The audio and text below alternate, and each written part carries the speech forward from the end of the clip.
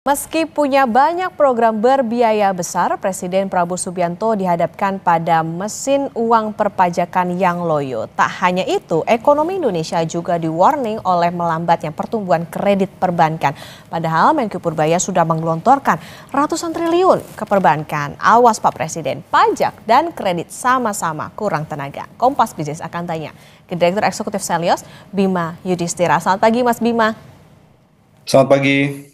Mas Bima, kita ke soal perpajakan dulu nih. Ekonomi tumbuh di atas tahun lalu. Kenapa penerimaan pajak melambat meskipun Wamenkyu Swahasil udah jelaskan ini karena restitusi katanya? Ya, faktor restitusi bukan jadi faktor utama sebenarnya. Kalau dilihat dari komponen pajak yang paling besar itu adalah industri pengolahan.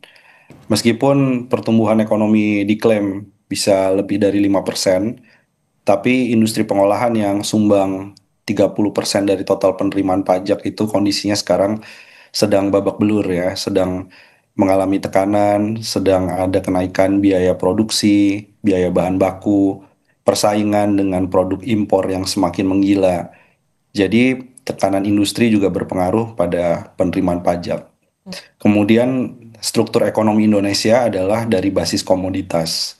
Jadi kalau dicek komoditas unggulan ekspor mulai dari batu bara itu minusnya masih besar, masih di atas 18% dibandingkan tahun lalu. Kemudian nikel masih minusnya 8,9% dibanding tahun lalu. Sawit ada rebound 1-2 bulan terakhir, tapi kalau dibandingkan year on year, itu juga masih ada kontraksi. Jadi komoditas ini belum bisa menjadi andalan dalam mendorong dari sisi penerimaan pajak maupun PNBP. Ada Cortex juga, jangan lupa yang sudah dijanjikan sebenarnya oleh Pak Purbaya akan dibenahi, tapi sebenarnya butuh waktu ya untuk melakukan evaluasi total terhadap Cortex. Jadi yang diharapkan pada awal tahun 2025 Cortex itu bisa ngangkat kepatuhan tax compliant dari sisi pajak, tapi ternyata Cortexnya nggak bisa terlalu banyak diharapkan. Kemudian juga ada quick win yang diharapkan dari sisi penegakan aturan korupsi pajak. Tapi kan ini butuh proses ya. Meskipun kita apresiasi Pak Purbaya soal pencekalan Dirjen Pajak sebelumnya, kemudian pengusaha-pengusaha yang terkait ya dengan manipulasi pelaporan pajak, khususnya pada periode tax amnesty. Tapi untuk menjadi uang masuk ke kas negara, tentu ini semua butuh waktu.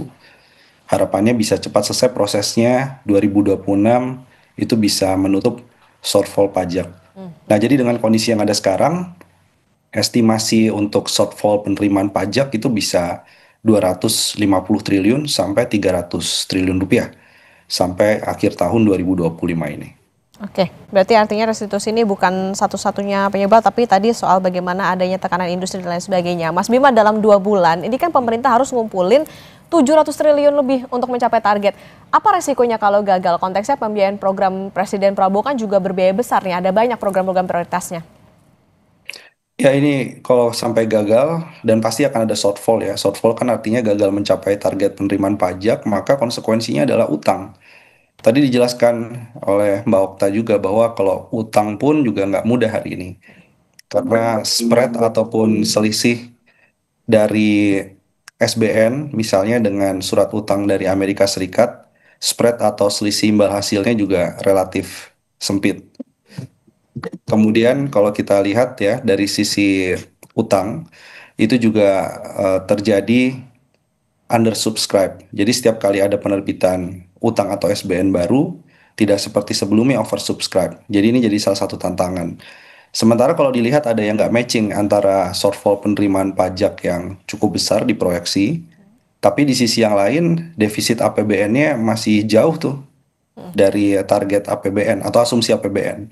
Ini artinya apa? Ini artinya memang yang direm sekarang ini adalah dari sisi belanja.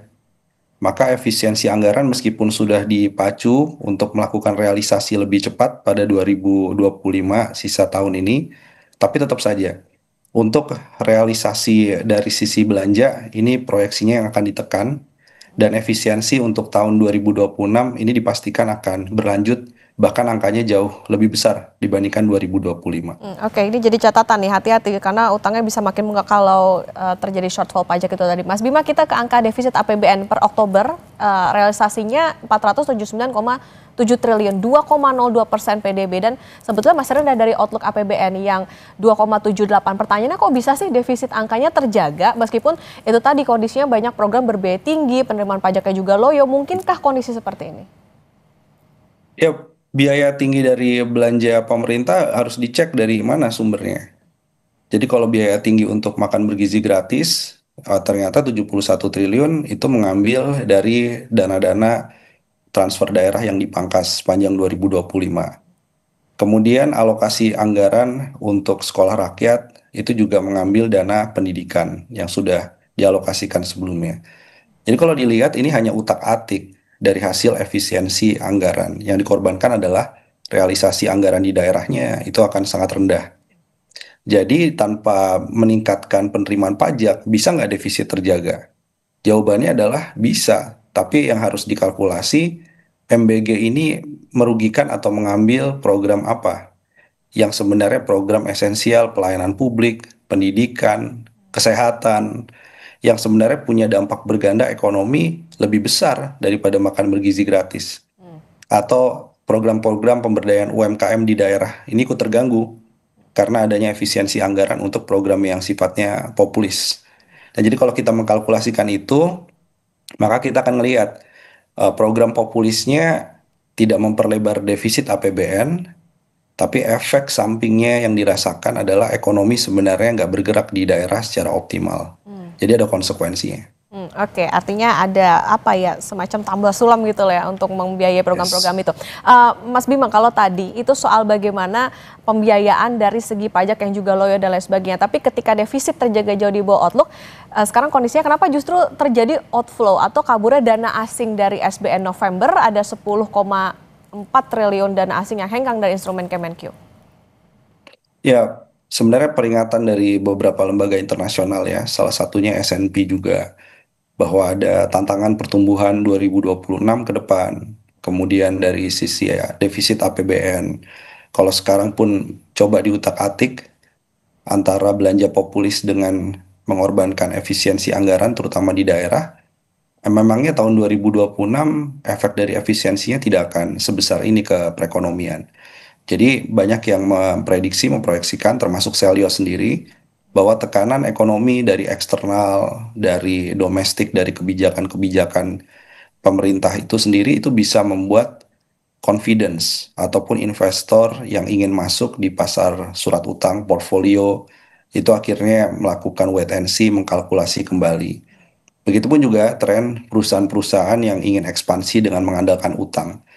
Nah, ini kan obligasi ini tidak hanya surat utang pemerintah, tapi juga ada obligasi korporasi dan swastanya juga akhirnya jadi wait and see. Terlihat sebenarnya ada hubungan. Pasar obligasi swastanya juga lesu, tapi di sisi yang lain juga investor memahami.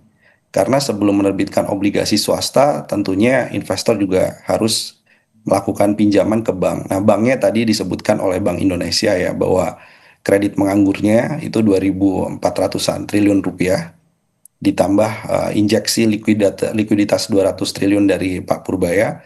Ini efeknya sampai sekarang belum mampu menurunkan lending rate atau suku bunga pinjaman dan memompa pertumbuhan kredit di sisa tahun 2025.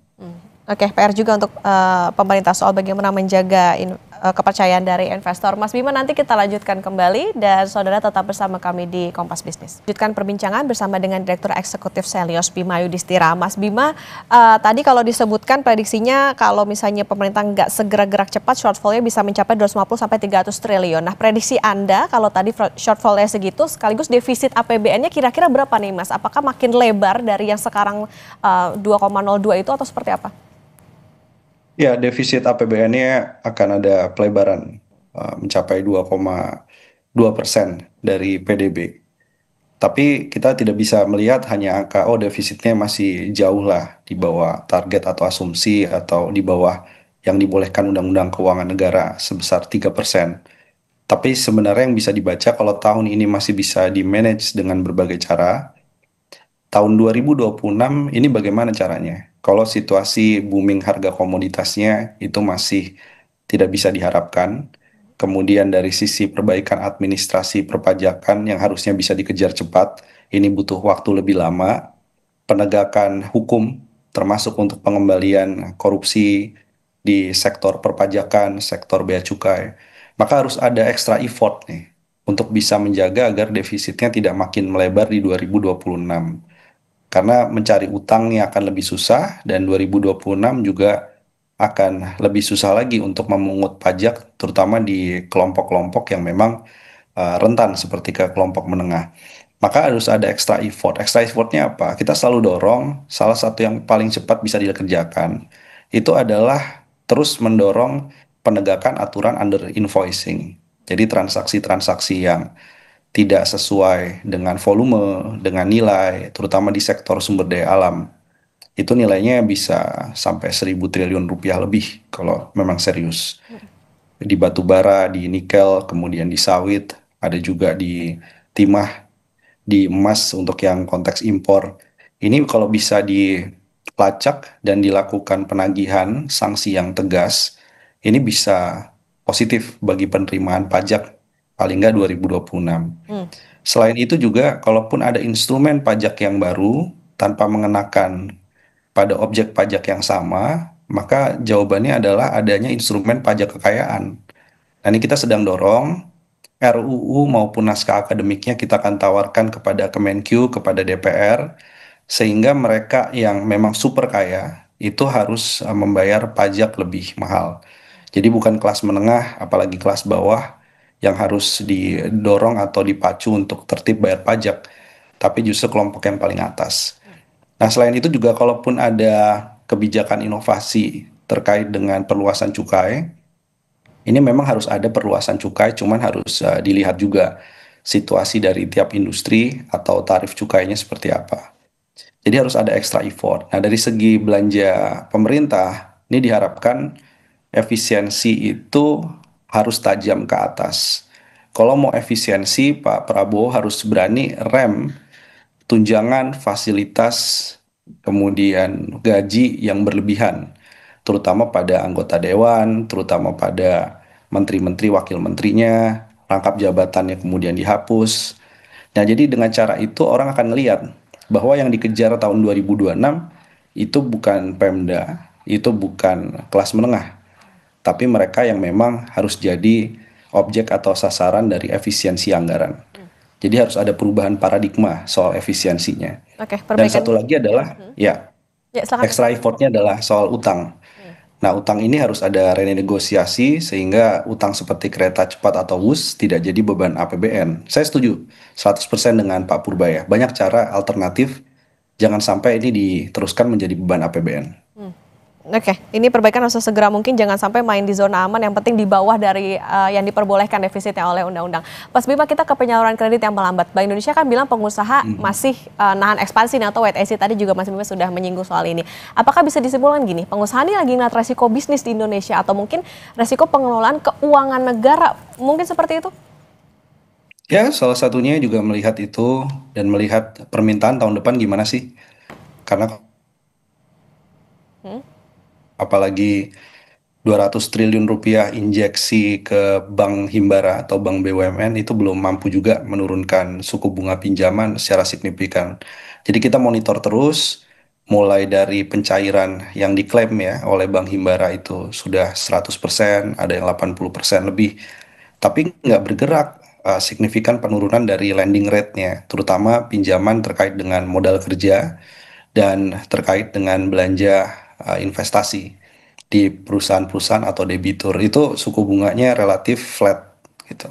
Artinya apa? Artinya pengusaha akan melihat ini masalahnya bukan kelebihan likuiditas nih. Masalahnya adalah gimana menyalurkannya. Jadi jangan tambah lagi likuiditasnya. Karena kalau yang terjadi ada tambahan terus likuiditas dari SAL pindah kepada bank BUMN ini belum tentu memompa pertumbuhan kredit. Dan ini yang disebut sebagai dorman ekonomi sebenarnya. Jadi pengusaha juga ngelihat sekarang ini uang banyak sekali di bank. Ada kredit yang tidak dicairkan, ada likuiditas yang berlebih, tapi kami nggak confidence untuk mengambil itu karena demand-nya belum terdorong. Jadi Pak Purbaya harus merubah paradigma, Bank Indonesia juga harus merubah, OJK. Paradigma yang sebelumnya adalah dorman ekonomi, dari dorongan sisi supply atau pasokan uang, itu menjadi demand ekonomi. Jadi entrepreneurship-nya, efisiensinya harus dikelola, jangan sampai kena kepada permintaan di banyak daerah. Itu menggeser paradigma itu yang harus segera dilakukan nih. Kalau nggak, percuma. Ada tambahan likuiditas terus diinjeksi, suku bunganya nggak turun. Yang terjadi justru suku bunga depositonya yang turun, bukan suku bunga kredit atau pinjamannya. Yang membuat banyak yang nggak tertarik untuk menaruh uang di Indonesia. Nah, ini yang harus diubah. Jadi demand side ini yang harus digerakkan. Dan demand side ini kuncinya adalah pajak yang kondusif bagi kelas menengah dan pembukaan lapangan-lapangan kerja sehingga programnya itu benar-benar tepat sasaran, bisa gerakan sisi demand, sisi permintaan. Ini yang kelihatannya masih agak kurang dipengaruhi oleh kebijakan fiskal. Oke, masih ada waktu untuk kejar penerimaan negara sesuai target, termasuk tadi bagaimana perbaikan dari sisi kepatuhan perpajakan, tapi yang harus diperhatikan adalah jangan sampai pembiayaan populis tadi membuat ekonomi jalan di tempat atau bahkan defisit makin melebar. Terima kasih Direktur Eksekutif Selyos Mas Bima Yudhistira sudah Terima bersama kasih. di Kompas Bisnis.